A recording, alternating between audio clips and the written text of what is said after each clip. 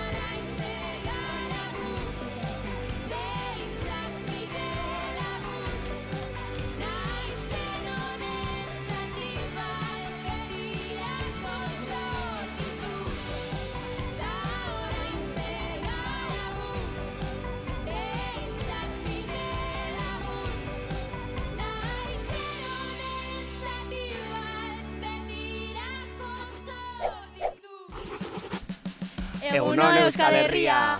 Bueno, hemen Maiar Bizutik. Eta Luken Etxarritik. Ni Aitziber Ziordikoa.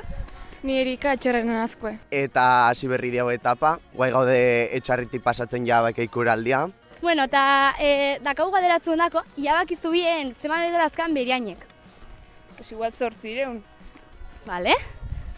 1300 hortik. Eta gaurko etapa izen beda Arbizutiko Lastireño. Bueno, Aitziber banda pixketzi hor dira, baina Erika gelitxoa neko gertu. Ia jende zesaten duen. Eta, maizuk ze, espero ez du etapa hontan. Bueno, espero ongi pasatzea eta disfrutetzea gui txokotaz. Batez espero beruanekin ez pasatzea oso geizki, ze haze beruek azken aldian.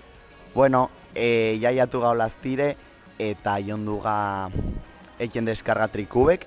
Eta, no Aitziberrekin guai hemen. Eta Aitziber, nola fan da gaurko etapa? Oso ondo, gaina egualdia ondo. Fanga ikusten jaztautzen dugun herriek, ni adibizionez namunakin pixkat. Egualdia ondo, perfecto. Oso sentitzen zinen ja etxien, ez? Eraldi hau esan. A tope.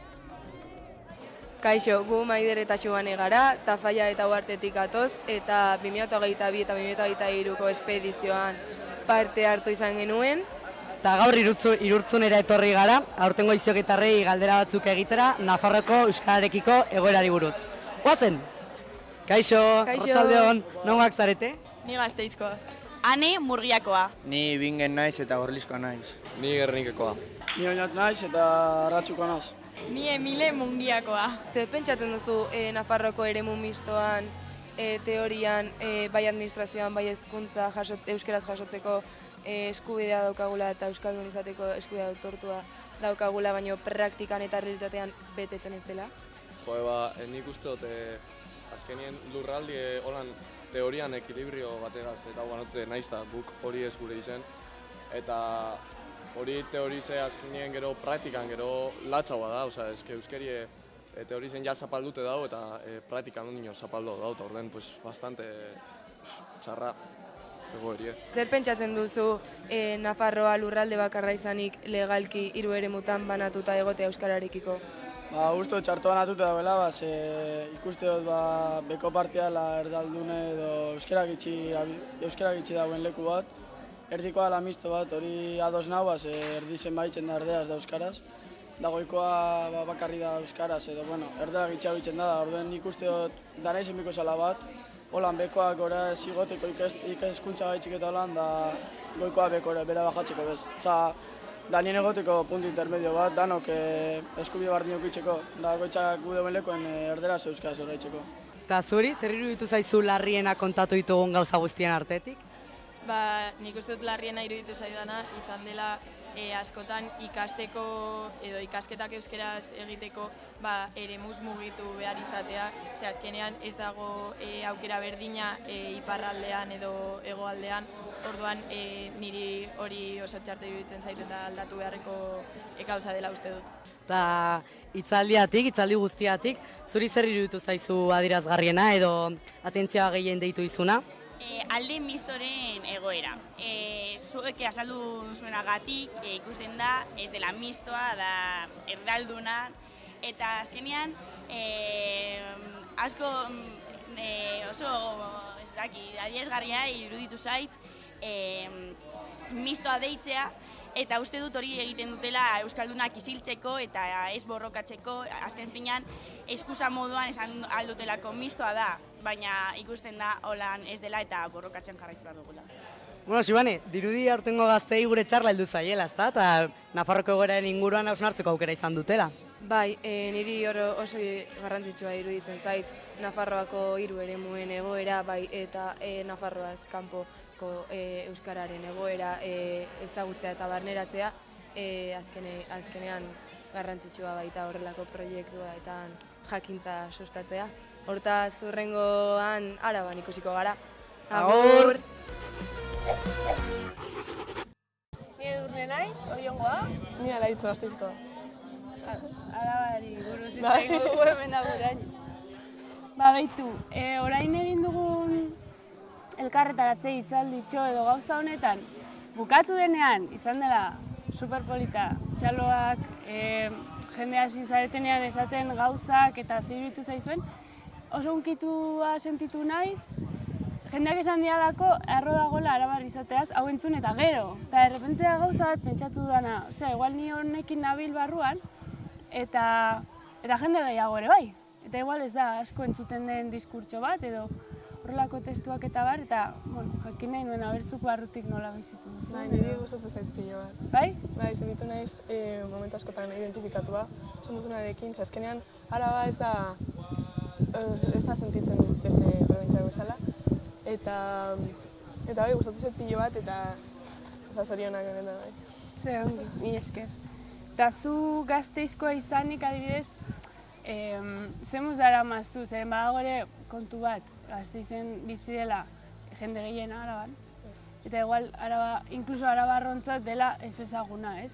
Zu bidaiatu duzu, eman dizu jakin mina herrien izenak esan ditugunean, eta igual pixkat barne turismoa edo ezagin nola esan, txangoak egitea Arabatik, eta... Azkenean, ez dut egin nahi beste txango, baina bai ezagutzen dutela Bernedo, udalekoengatik, Gopegi, horrelakoak bai egon naiz, baina ez hain beste probintzietan bezala. Ja, niri gertatzen zait beste probintzia batzuk konturatzen naizela ezagutzen ditudala oso ondo, eta baten pixkat lotxa, eta orduan etxeko lanak egiten ditut, eta egiten dut horrelako itzulea bat, Arabara, eta esan, a ber.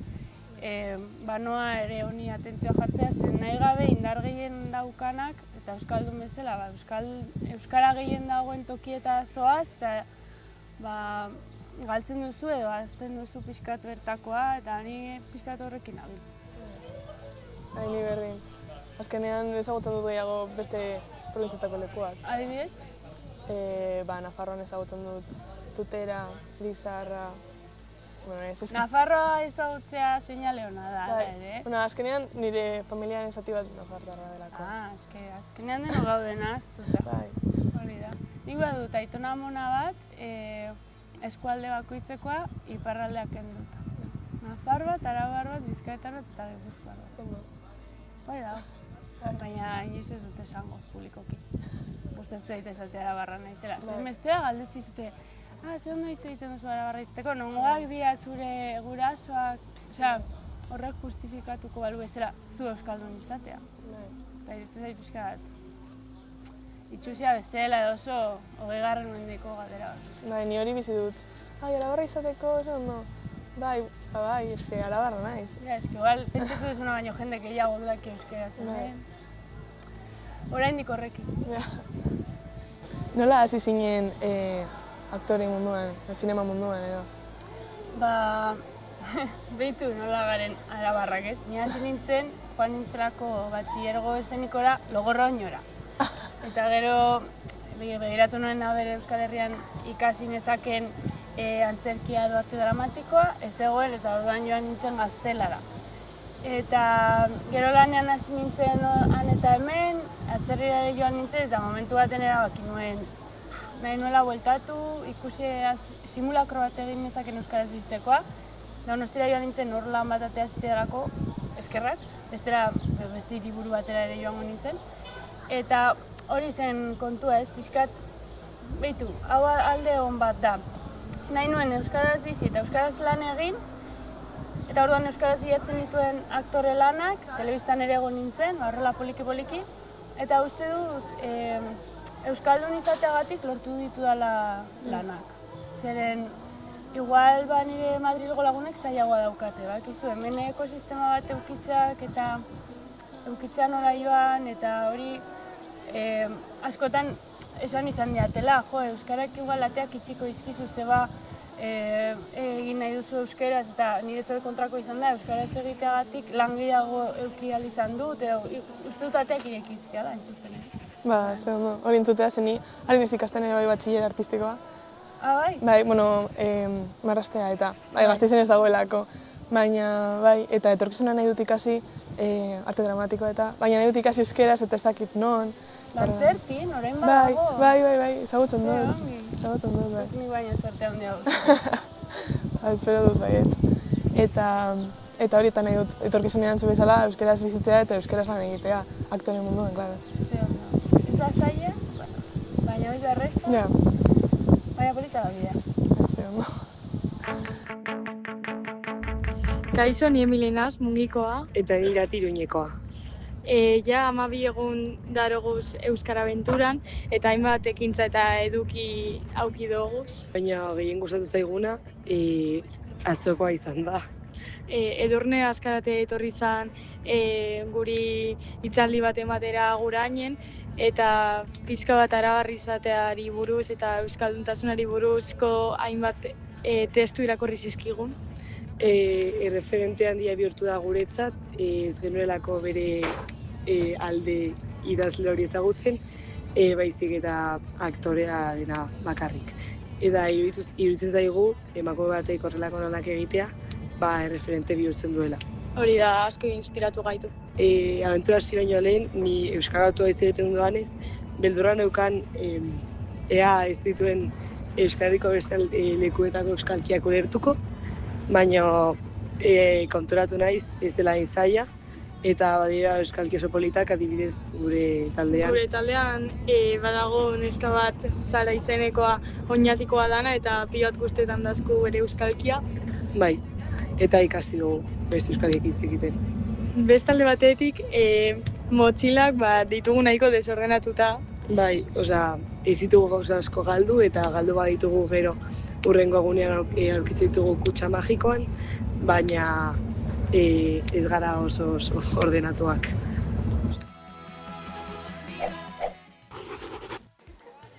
Kaixo, nik Atxali naiz, Txanterakoa, eta gaur uztailak 12 da, Armiente ikastolan gaude Gasteizen, eta familian eguna izan denez, ikusiko dugu geokitarrek zer ekarri duten afaltzeko. Kaixo, zer moduz? Kaixo. Nola duzu izena? June. Nongoa zara? Sopelakoa. Eta zer muz arratsalde honetan familiarekin? Oso ondo, nahiko motxa egin zait, baina oso ondo egon gara bai. Eta ekarri zute zerbait berezia afaltzeko edo? Bai, nire amak egin ditu gaietak, txokolatezkoak. A ver. Ostras! Atzen zitu. Zeden lehen hilaren, baina bueno. Eta zuzue gogo gehiago jateko zuen bazkari, afari, autogestionatu honetan? Tortilla, fueta, empanada eta gero gainera postria dauko danetik, hemen bizkotxua eta be. Ekarri zuete gurasuk zuei zerbait edo ja handiak ez zaite, ja. Guri gurasoak ez zaizkigu etorri. Eta hemen enbidiaz ez, mundu guztia zekarren ikusten. Zer da gogoien dituzuen gauzak jateko? Nik letxe fritak ikusi ditut eta eskaera ofiziala indet letxe fritak, bai edo bai. Nik kroketak eta patata tortilla. Nik ere patata tortilla. Ikusi ditut tortikan batzuk eta sekulako itxura dakate. Eta galleta batzuk, kaja oso bat galletana, izugarrizko itxura daka. Egun zarete bere familia zuen bila? Bai, etorri da ama, etorri da aita, etorri dira iztak. Eta zer egin duzu arratsaldean? Gengara piztinara eta gotera familia nor, gauza kontatzen. Seguntzera eta zu, zer egin duzu? Ni etxera joan naiz eta siesta bota dut. Eta gaur joan gara gainera etxera, bisok hasik, superondo. Zer gusta, ez duzu etxean? Dutxau, erropia garbitzu, jan, deskantza. Oso gustatzen hemen denak itxoiten jateko. Bai, espabila, katxabila. Bueno, nila gudban gehituko naiz hemen, utziko zaituzte ja ekipo, eta ja jarriko naiz afaltzean nire taldearekin. Así que, hone egin, eta hurrengora arte. Vale.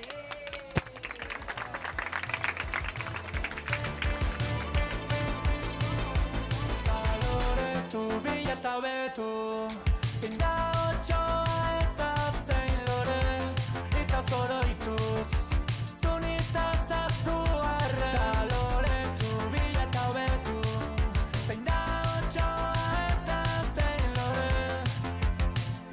eta zein lore. Orain hartzak zilarrazko pala bat, aiobi bat zulatu, nire gorpo enterratu, nire zekintzaren gasolina, nire zehat bat errezazu. Aizkorak!